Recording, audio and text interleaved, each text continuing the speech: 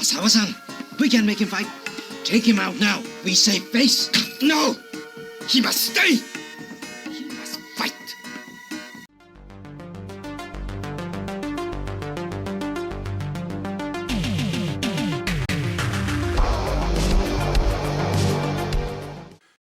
Hi, this is the Professional Amateur Hour coming to you with another review.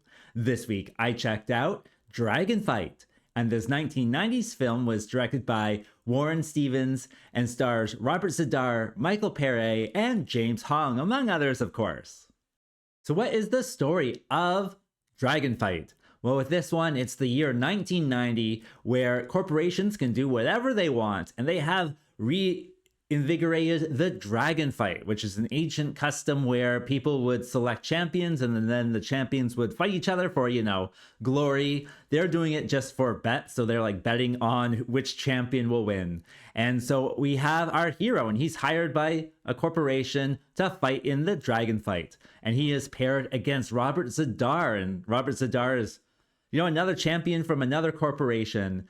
But shortly after it starts, the hero says, I don't want to do this, actually. So he kind of quits and, runs away from Robert Z'Dar. And Robert Z'Dar is still there to battle. So he figures that he will just start killing random people with the hopes that the hero will want to stop him because he's killing, people randomly.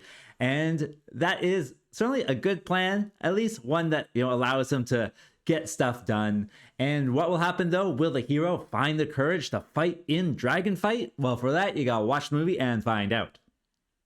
Alright, so let's talk about DRAGONFIGHT 1990. This is not to be confused with DRAGONFIGHT from 1989, which is actually two words, dragon and fight, and this is DRAGONFIGHT one word, and so you don't have to, be confused. This one is an interesting B movie, I would say. One that I gotta say I enjoyed. First of all, Robert Z'Dar is in it, and I absolutely love Robert Z'Dar and anything he's in. I just like seeing him. He's an actor. He's very famous for having kind of a big face. He has a certain disease. I forget what it's called, but it makes his kind of face bigger. And he is wonderful in this one. He's actually kind of like top billed when the credits come in. He's the first name that you see. But with this one, he has this amazing costume. It's him in chainmail with a giant axe. And oh, I love the costume of Robert Z'Dar in this one. He just looks so cool running around the desert in, a full chainmail armor. And it's just wonderful to see him. And he's out there being a, crazed maniac, as many of his roles are. And I gotta say, I just liked him to see him on screen. He's got good lines, and I don't know. And he's just a person that, puts a smile on my face when I watch stuff like this. Also with this movie, I enjoy just the look of it all. It's done in the desert, and they must have had the best weather ever because it's perfectly blue skies all the time. And the way that they kind of film it in the desert is really cool as well. And because they have not mountains, but hills and whatnot, they can get a person standing against the blue sky at the top of a hill. It's really well done that way. The scenery just certainly adds to it. It adds to kind of not a post-apocalyptic feeling that it has, but certainly one where this is, at least something new, right? Some type of dystopia out there where people are fighting against each other for corporations in the desert. So certainly that helped a lot. And just the blues and against the kind of the brown yellows is just wonderful to see. I thought it was really cool filming, certainly. It also looks good. I could only find this movie on YouTube, and they have, I guess, 480p, but at the same time, it looks good. It looks good, certainly. And I think the scenery certainly has something to do with that as well. In addition, this movie came out 1 year, after the 80s ended in 1990, and it has a very 80s feel to it, I would say. Certainly the music really is inspired by the 80s or has an 80s flair to it, and I really enjoyed the music. I thought the music was really good. There was even some parts where I was like, wow, this is a standout song. I wanted to kind of look up what song it was, but it's certainly adds to it. So it has that 80s music that I certainly enjoy, and that just kind of adds to the overall effectiveness of this, overly simplified story, but it's just a fun story to go along with people running around in the desert. And, occasionally they get into fights, and that's also good. I thought the fights were also one part that I enjoyed. Certainly towards the end, there's more fights and whatnot. Towards the beginning and the middle, it's very much this them running around the desert, but when they are fighting, it's sword versus axe, and then fisticuffs, and it is quite a bit of fun, I gotta say, especially with that music. Right, that music just kind of amps everything up. At least I find it amps me up. Other than that, like I said, this is just a B movie, and as a B movie enjoyer, I liked it on many different levels.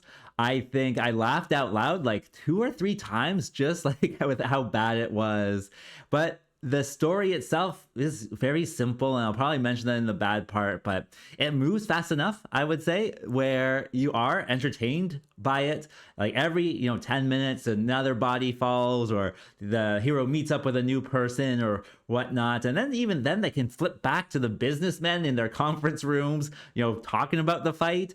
And so there is kind of a lot of stuff going on, even though it doesn't seem like it. So at least to a regular viewer, I would say it doesn't seem like it, but there is quite a few things going on, which makes for kind of a quicker story, and one that is, I think, more engaging on different levels, because there's lots of people coming in and out of the story where it just feels faster and feels like something's actually happening. So I would say that's also good as well. I think that brings me to what doesn't work with this movie. Well, it is a B movie, so if you're not into B movies, certainly you won't enjoy this one. It has certainly quintessential B movie stuff. Like, they are just running around in the desert for, let's just say, 90% of the movie is just them running in the desert. And I can see why people would think that's not very captivating. I thought it was fun, especially with the music and stuff like that. But it is one where the story is in reality oversimplified, where nothing is really happening. Not a lot is going on, at least. They just have kind of one idea. And you've seen this idea in other movies. What was there? That one, The Last Sanction, also with Robert Sadar, where it's instead of fighting wars, they just put one-on-one guys. And so it's one to have fun with. It's just not a very kind of grandiose story or anything like that. It's really kind of small when you think about it. And that might certainly take away from people's enjoyment. Personally, as a B-movie lover, like, I didn't touch my phone once in this one, and I always think that's a good sign. I was just going along with them, running around and, looking at Robert Sadar, and his costume was fun and stuff like that. So it is, I would say, a B-movie lovers movie. So if you are that, then certainly press play on this one. It is on YouTube, so you can watch it for, the price of watching commercials, I guess, over there on YouTube. And yeah, certainly a fine movie to press play on. As for a rating, well, I gotta give it the good bad score of 4.5. I'll also give it a shadow score of 6.7. I thought it was pretty fun. I could even go down to 6 as well, just like an above average one. It's not, particularly stand out or anything among, B movies, but one that if you haven't seen can certainly be fun for an hour and 20 minutes. And with that being said, I think that's all I wanted to say. So like and subscribe, and I will see you next time. Peace out.